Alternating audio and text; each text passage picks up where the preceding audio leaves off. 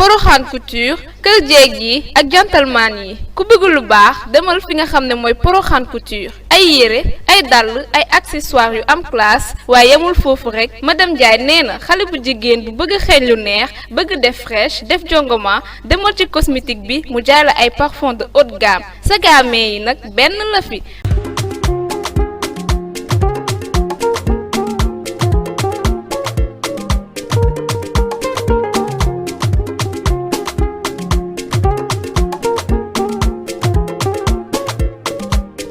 Porokhane Couture c'est madame Diagne moo ngi nekk Pikine Icotaf ci tali karo bi woote leen gaaw ci numéro yi 77 712 08 08 77 404 51 38 wala ci 77 570 87 86 Porokhane Couture daal moo mëne.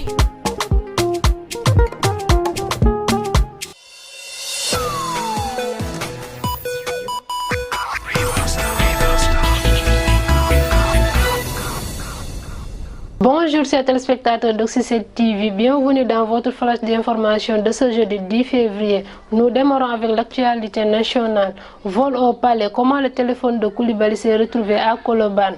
Le téléphone de Kalidou Koulibaly a été volé au palais de la République au moment où il prenait des photos lors de la cérémonie de décoration des Lions. Localisé dans un premier temps à Hann, le téléphone a été retrouvé hier à Colobane par la section de recherche de la gendarmerie. Nous poursuivrons avec le présumé viol du Miss Sénégal, les nouvelles confessions de Fatima Dione. Du nouveau dans le scandale présumé au cours du comité d'organisation de Miss Sénégal. Interrogée à 2 reprises, le Miss Sénégal 2020, Fatima Dione, âgée de 21 ans, victime présumée de viol, a livré son récit. Elle a confié aux enquêteurs qu'elle a été violée dans sa chambre d'hôtel au Radisson de Diamniadio lors de la pose de la première pierre du stade du Sénégal où logeait la délégation turque. Nous poursuivrons avec le drame à Kolda.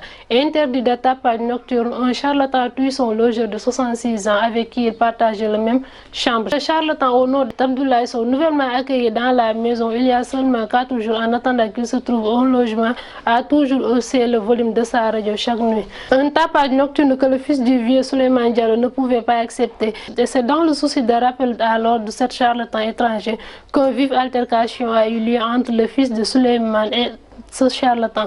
Lors de l'intervention de Souleymane Diallo, le chef de la famille, le charlatan lui a associé un coup de coupe-coupe à la tête. Évacué d'urgence à l'hôpital régional, Souleymane Diallo succombe de ses blessures.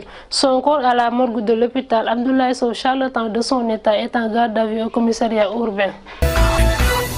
C'était tout pour l'actualité nationale. Tout de suite, l'actualité internationale. 6 morts, 10 blessés dans une embuscade dans le nord du Bénin. Hier, une équipe de gardes forestiers a été prise en embuscade dans le W National Park de Bénin. Le bilan provisoire fait état de 6 morts, dont 5 gardes forestiers et un soldat des forces armées bénin. 10 autres personnes étant blessées, a indiqué African Park, un ONG de défense de l'environnement dans un communiqué. C'était tout pour l'actualité d'aujourd'hui. Merci à l'équipe technique, merci à Porokhane Couture et à demain.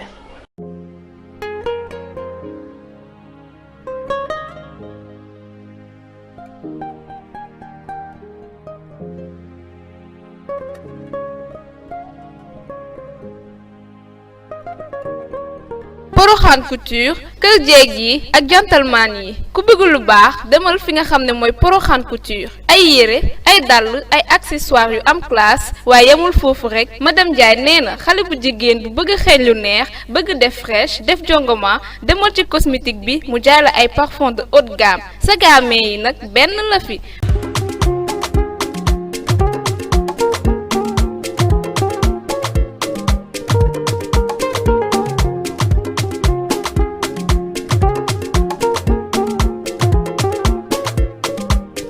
Porokhane Couture c'est madame Diagne moo ngi nekk Pikine Icotaf ci tali karo bi woote leen gaaw ci numéro yi 77 712 08 08 77 404 51 38 wala ci 77 570 87 86 Porokhane Couture daal moo mëne.